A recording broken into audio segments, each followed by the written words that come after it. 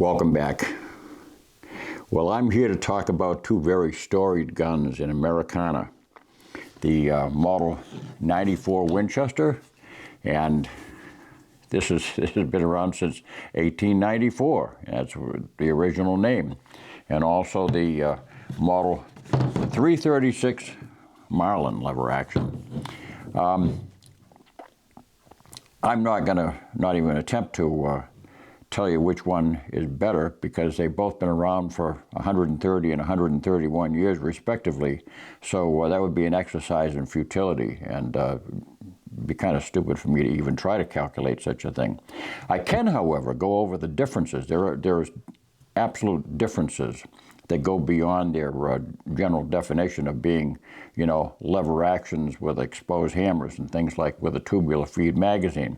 There are some distinct differences that some people might prefer over the other, and that's what I'm here to talk about, is to enlighten you if you've never actually, if you've only maybe just casually examined one at the counter of a store or whatever. I'm going to show you some of the things that you can look for that make them distinctly different, apart from their pretty similar outward appearances. Well, as I say, the Model 94 Winchester was introduced. It was a John Moses Browning invention. It was basically a lengthened action over the earlier Model 92, which was used for handgun length cartridges such as the 4440.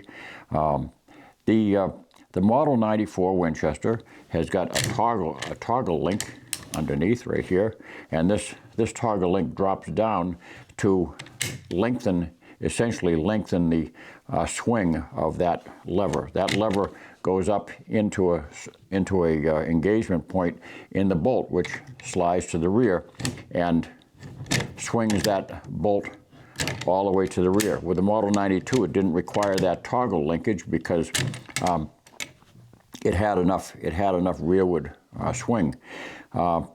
This was added in order to essentially lengthen the arc. That's not found on the Model 336 because of features that I'll show you. But essentially, that's one of the primary differences.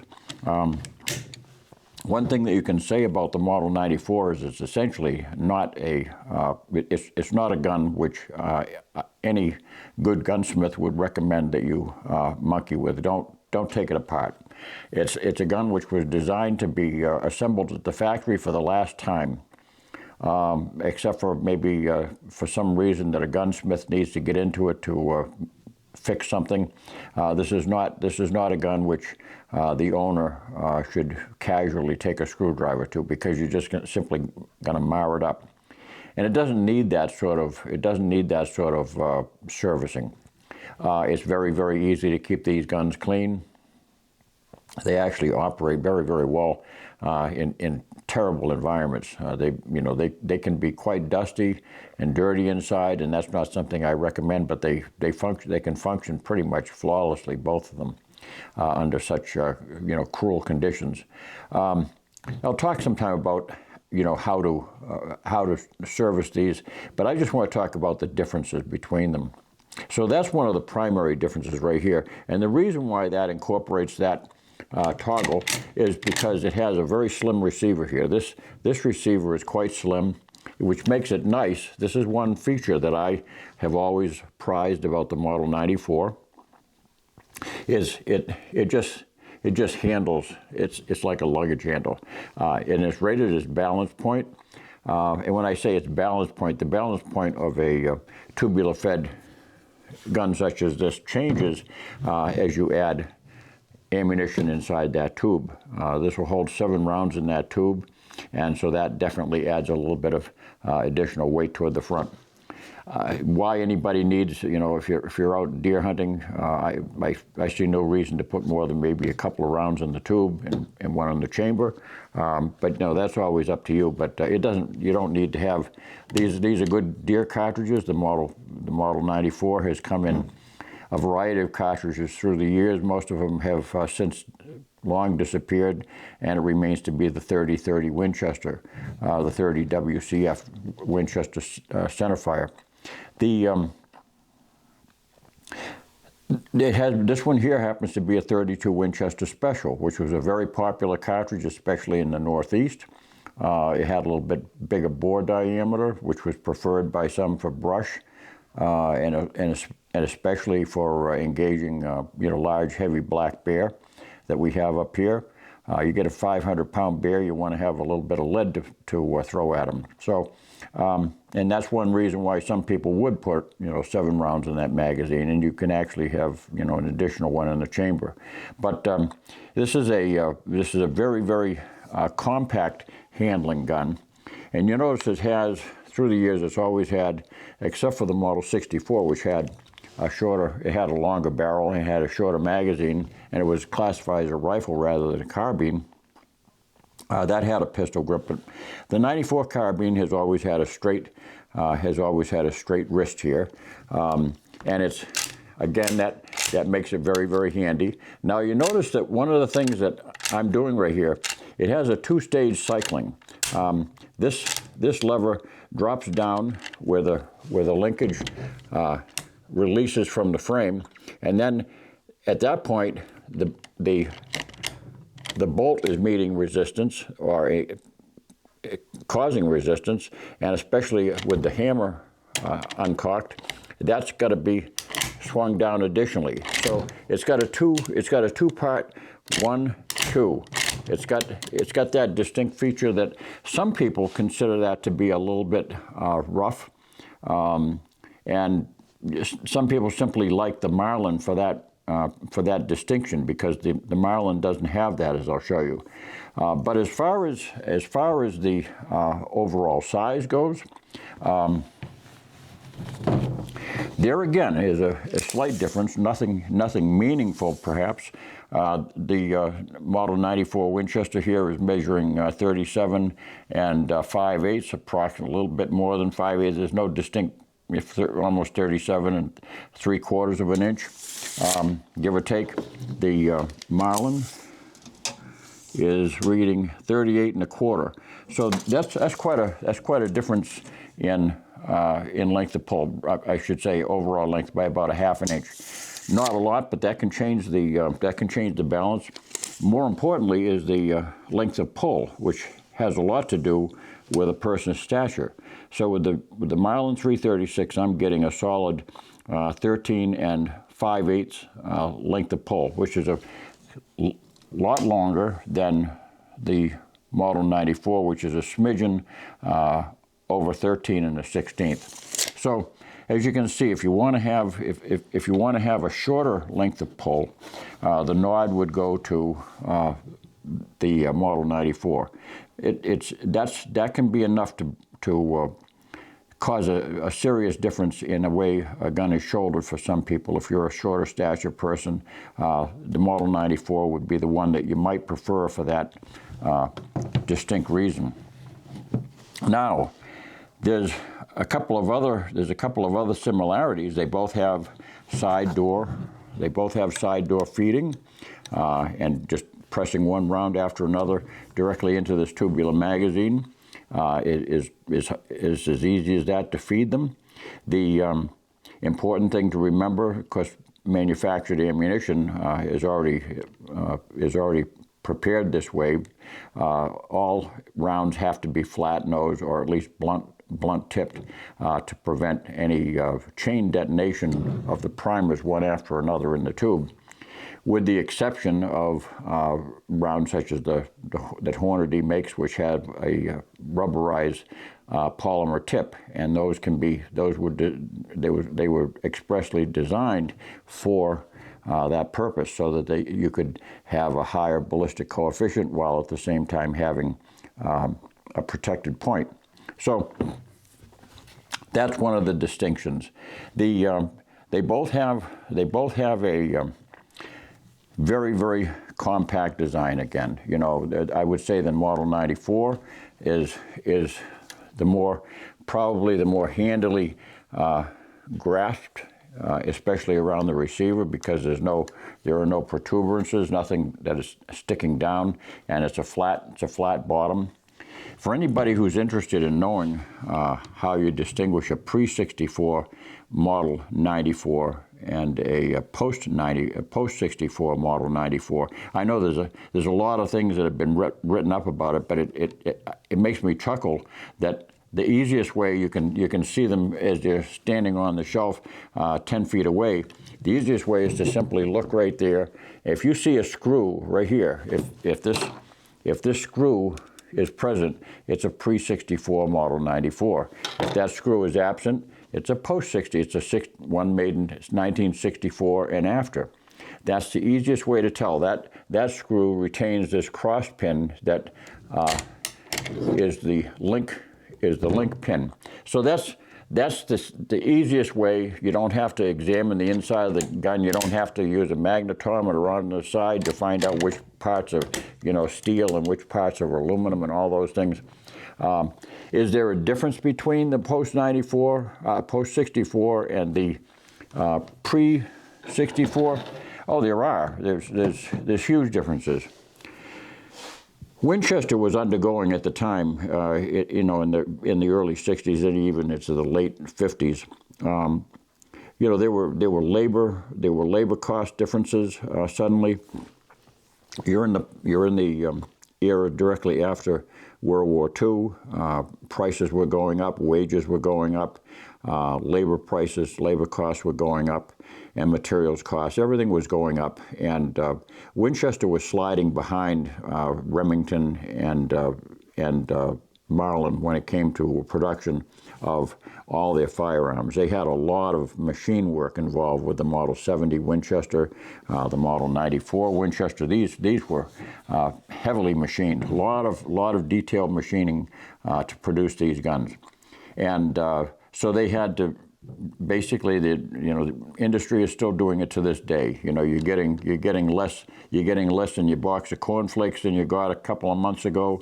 You're getting less on your roll of paper towels. All those things, they're always shortening, lightening, all these things that are necessary to reduce costs.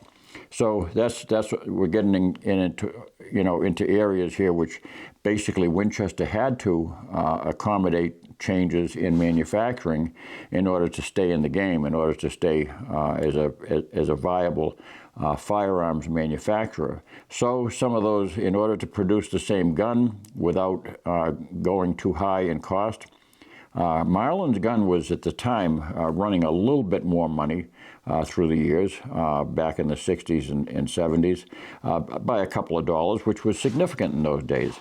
But you're still talking about manufacturing a gun which was very, very heavily machined. Now, one of the other distinct features of the Model 94 is the top ejection. Now, there was a period of time where they had angle eject, which facilitated the mounting of a scope on top. So this has never been a gun which lent itself to a scope mount.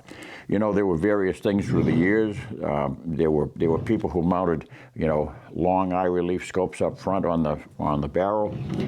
People have put side drilled and tapped for side mounts on the receiver and things like that, which both of those situations destroyed a lot of. They destroyed a lot of nice guns value-wise, because these guns really, frankly, were not. Nobody ever bought these to have a scope on them. These guns were a saddle gun. In fact, guns Model 94s that were produced for Western sales for a long period of time were manufactured with a saddle ring on the side for a thong to tie to a scabbard.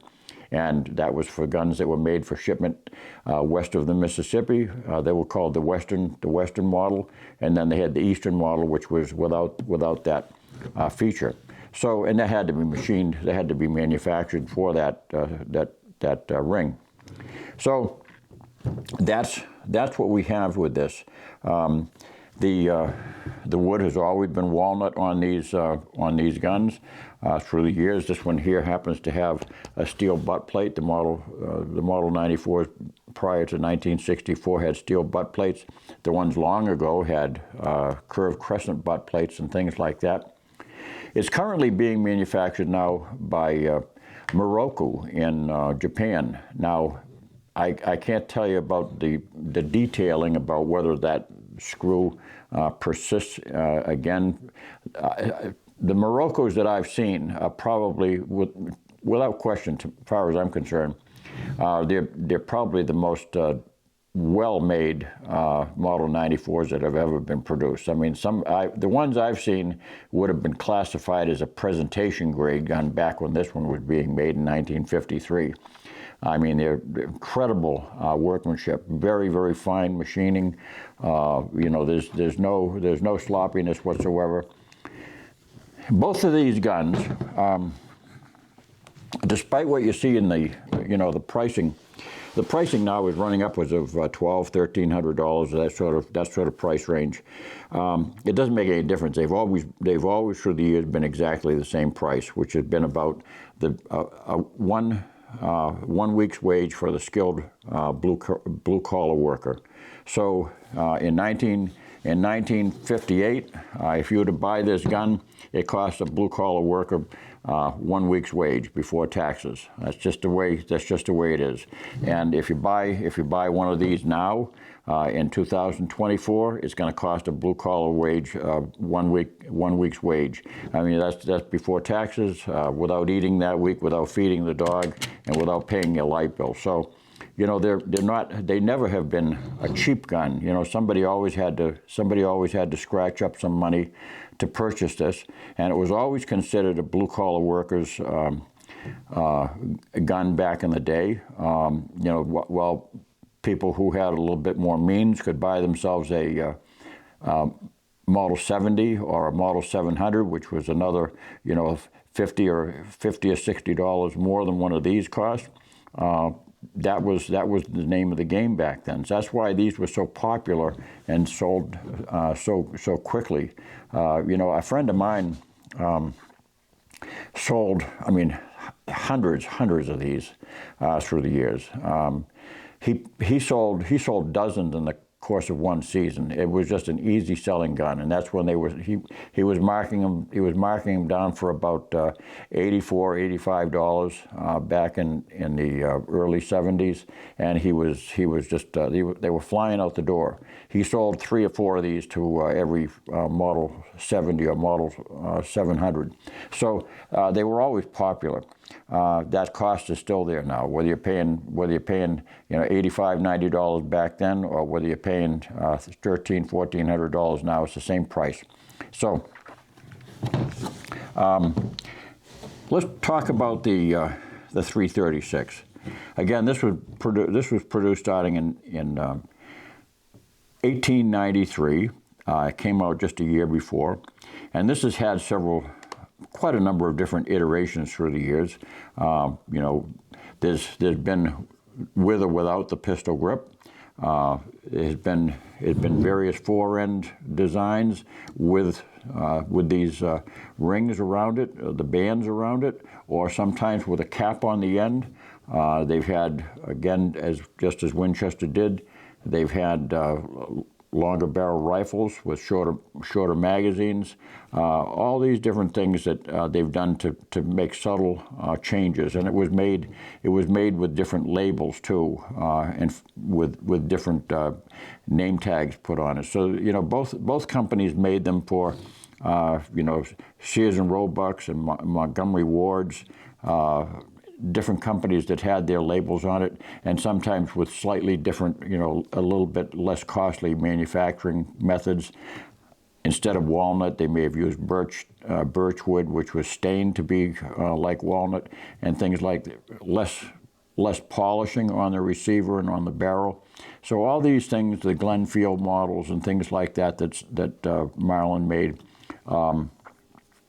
And that's always been there to capture the person who couldn't quite afford to step up to a full grade Winchester Model 94 or a Marlin 336. So this originally started out in 1893 as the Model 1893, and that name carried on until 1936 when it was changed to the Model 1936. I should say the Model 36, and then that carried on until 1948 when it was changed over to the Model 336. And there's been some differences through the years about its design, which are notable. It was around 1952, 53, I think it was. I'm not a historian when it comes to this, just to give you a guide. There was a so-called waffle top, which had a wavy machine work done on the top. It was rather handsome. They were not drilled and tapped for scope mounts. This solid top design, Marlin learned very early on when scopes began to be popular, that a scope could be easily mounted atop their lever-action rifles, and that's what they started doing in the early 50s, was to accommodate that new surge in popularity. And just to talk about that, they offered this gun with a scope right from the factory, and that was one of the options that you could get. Scopes were not at all, I've mentioned this before, scopes were not at all popular until well into the 70s. Most people were still using receiver sights. This one here, I happen to have I did a video on how I installed this Lyman peep sight. It's a beautiful peep sight, nicely adjustable with a coin, with a dime, and it makes this gun very shootable. It doesn't improve its accuracy, it improves the shooter's accuracy, because you can see more clearly through a peep sight. You don't line up a peep sight, you just simply look through it. You're looking through that like you're looking through a knothole, and then you simply look at your front sight. So it eliminates having to line up your front and rear sight, which is that's the most difficult thing to do with any firearm, is lining up the front and rear sight. And your visual acuity is different from different lengths from your eye. So that's one thing I did. That's easily done to both guns. The Model 94, I don't believe was drilled and tapped until about 1957 for a receiver sight. I don't know when Marlin began to do that. But that's certainly a design feature which is incorporated into both of them, that they can both easily adapt to a peep sight. I don't ever recommend that if you have a predated firearm before it was drilled and tapped. I never recommend that anybody drill and tap a older gun. Get the newer gun that has the holes already drilled and tapped, because once you drill and tap a gun that was not drilled and tapped, you've killed its value. These guns can have, the ones that don't have any drilling and tapping are the collector models. Those are the ones. Understand that if you don't have the drilling and tapping, you have a collector's grade gun. And that's the last thing that you want to do, because as soon as you put a drill to it, that value has just completely evaporated. Collectors they just turn their nose away. That's the end of it. They don't even want to look at it. That's done so many times now with Savage Model 99 rifles and things like that, where they immediately see a screw hole right in the middle of the S where it says Savage or something, and that's the end of that value. It might have it certainly retains value as a firearm, but its collector's interest is gone. So now, more about the 336. It has that solid top because it has side ejection. And that's really nice for a person who's a righty. And again, this is something where a Model 94 might be of interest to a person who's a southpaw, because the Model 94 ejects from the top, and therefore it does not go by your eye. So it doesn't come at you if you're a lefty. And by that same measure, the Model 336 is very handy for a right-handed person because shouldered, that gun is ejecting out this way.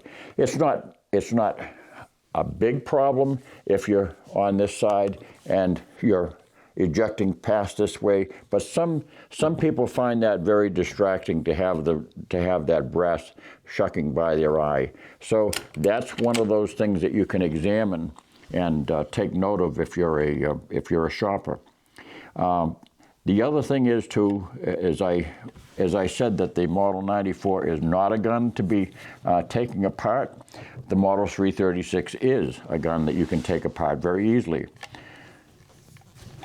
This little trunnion down here that the lever swings on does two things. First of all, it already, just as this Model 94 has a toggle link to bring the lever down lower, this gun already has a protuberance that brings the lever down lower and gives it a longer swing angle to begin with.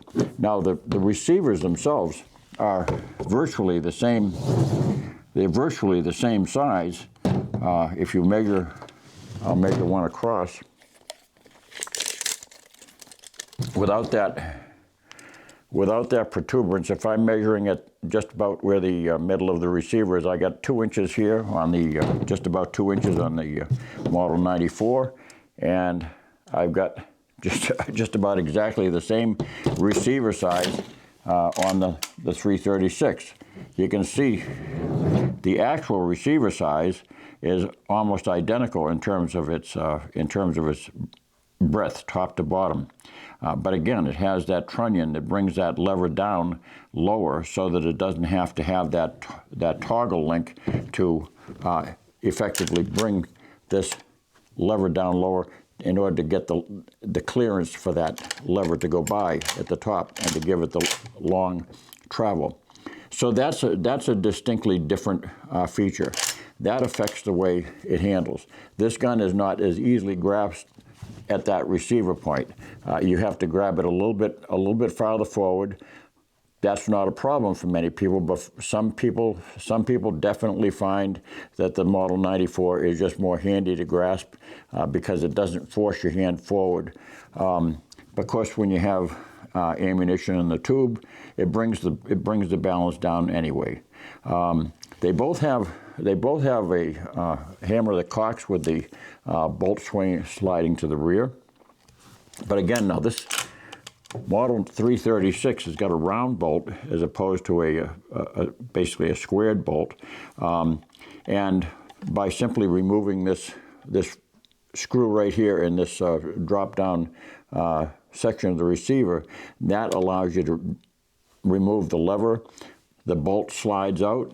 It's got a two-piece firing pin, which is a good safe design feature. The bolt has to be the locking bolt that rides up and down in both of these guns. In the Model 336 version, that has to go all the way up to put that short rear section of the firing pin in line with the main firing pin for it to fire. If the hammer should fall on it right now, that firing pin will simply bump into the rear of the bolt, and it's not going to fire. These are design features which are probably not something that are going to affect a person's decision about whether they purchase them or not. This one, however, has a one. Basically, it's a one motion lever. It doesn't have that secondary point where the link drops down and then the bolt begins to swing. This one here uses the lever more early in the cycling, where there's actually greater leverage. It uses that leverage beginning just about at this point. We're only open by about 15 degrees, and it's already beginning to push that bolt back, and it has a lot of leverage there. So it's unquestionably it's a smoother action. I've measured the actual weight that's required to actuate both of them, and they both run just about 6.5 pounds. If I pull, I'm not going to do it here because it's difficult to do without the thing is difficult to hang on to. The scale is difficult to measure it. It'll take a long time, but I've carefully measured, and both of them come out to about 6.5 pounds with the hammer down to open them up. But the Winchester seems to do it with more effort, because you have to swing it down about halfway, and then that link stops, it drops down, and then at that point you no longer have, you have more leverage at the beginning of the swing than you do at the end. So a lot of people find that the Model 336 has got a smoother feeling action. Both of them have got a very smooth feel, but the Marlin is buttery smooth. It's like silk. There's no resistance there whatsoever. You're just bringing that bolt back. Even if you have the hammer already cocked, the 94 still has that resistance where the hammer is engaging the bolt. The bolt strikes the hammer at that point and causes some resistance. So, not a big deal. I don't think it's a deal breaker by any means, but if you're a fan of smooth feeling lever actions, I think the nod there goes to the 336. This hammer is positioned so that it doesn't grab the bolt quite as hard at the beginning of that engagement where the bolt rides over the hammer. It just has a lot less resistance at that particular point right there. Now, what about we measured them before. What about their weights?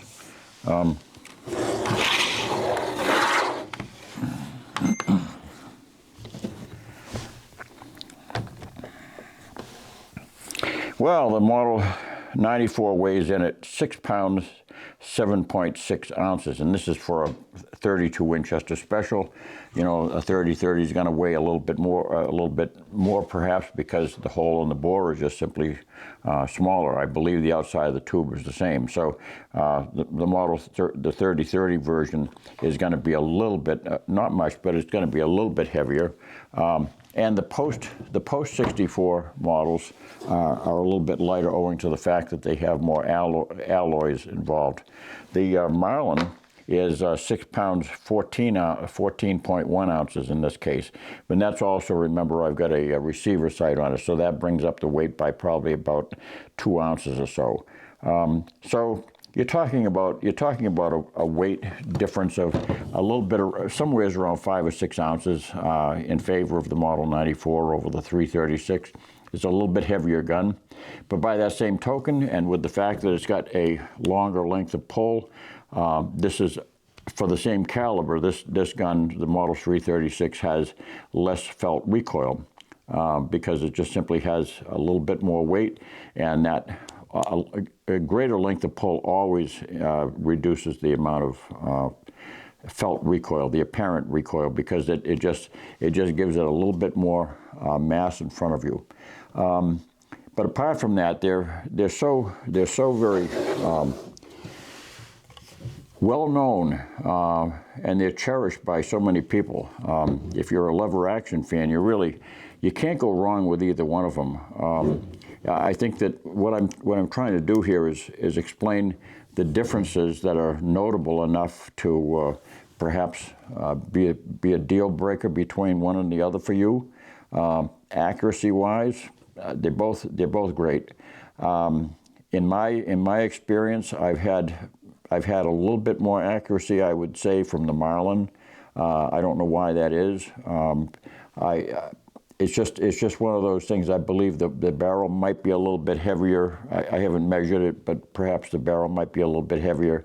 But for whatever reason, and of course, a lot of these guns through the years have had either Ballard or micro groove rifling in the barrels. This one here has the micro groove rifling, and that's something to take note of if you're a cast bullet fan. If you shoot lead bullets, unjacketed lead bullets, Micro groove rifling for some people doesn't work out because the rifling is very, very slight in engagement on lead bullets, and it tends not to really have a good grasp. So very often people who buy Marlins will look to the older ones that had the standard Ballard rifling, the old heavy, deep grooves. The 94 never had that type of fine rifling. It's again, unless you're a person who's a lead bullet shooter, if you're a person who's engaged in that sort of sport, that would make a difference to you. Micro groove rifling is, I don't know whether I could classify it as being particularly advantageous when it comes to real accuracy. Maybe it is. I think that if it was decidedly more accurate, you'd find that to be true with high power rifles, bolt action rifles, where you have they all use standard types of rifling through the years, and nobody has sought to make thinner, smaller, more shallow rifling. It was, I think, it was a lot of it had to do with simply for marketing. It was something that they came up with several decades ago, and it was a good sales move, but. It's not, I don't think you'll find that that's going to be a deal breaker for most people. I'm looking here at one of the features where the Model 336 has got a little bit more wood out front. That's and a little bit heavier stock. Some Model 3, this was made in 1964. This beautiful gun. I've showed this in a previous video. This was a remarkable find. This was a literally unfired Model 336 that had never been shot, never been handled much. It was just like it was out of the box from 1964. So this is a beautiful specimen. This one here is a 1953 Model 94. Both are great guns, but this one here, this gun certainly had been well used. It's in great shape. The bluing is in fantastic shape and everything, but it had been used. I mean, this has got some handling around the underside here from a gloved hand. You can see there's taken some of the bluing off the edges. But when it comes to machine work, they're both about on par during their respective eras. They did a fine job throughout the 130 some odd years that they've been manufacturing them. The post 94 Winchesters they're a different breed. They work the same. They shoot the same. History has pretty much proven that they're not going to fall apart. I don't know of any issues where the post 64 Model 94s fell apart due to shooting them. Even though they had some white metal used instead of steel, and a few other design features that were cut back in order to improve manufacturing methods. So, but aside from that, if you're a devotee that needs to have, the older Model 94, the pre-64, you're gonna pay dearly for it, because for every respective gun, no matter what the condition is, gun for gun, it's going to be probably about, it can be as much as 75–80% more in valuation. So if you have a pre-64 model 94, take care of it, and because and like I say, just look for that screw. If you got that screw there, that means it was made before 1964. And again, I don't know if the Moroku is made in Japan with or without that screw. I haven't had a chance to really examine one up closely. So that's it. I thank my Patreon donors for all your assistance. Right now we just celebrated the second week of Advent. Christmas is coming up in two more more weeks. I'm really looking forward to it. Murphy's doing great. He's upstairs taking his nap. He nudges me at 10:30 in the morning. He gives me a hard nudge and he looks at me and I say, "You want to take a nap?" And he goes charging off to his box. And I give him a treat and he goes in. He takes his nap for about 3 hours. He's a funny guy. He's totally different than Benny. He's just a funny guy. He's very energetic. He loves life, and he keeps us going. But I thank my Patreon donors for all your assistance. I wish you all a very, very blessed Advent season as we wait for the birth of our Lord Jesus Christ, coming up on December 25th. So stay tuned for more. I may have something for you before this season is over too. So thanks for watching. Don't forget to subscribe and give me a thumbs up, please. God bless.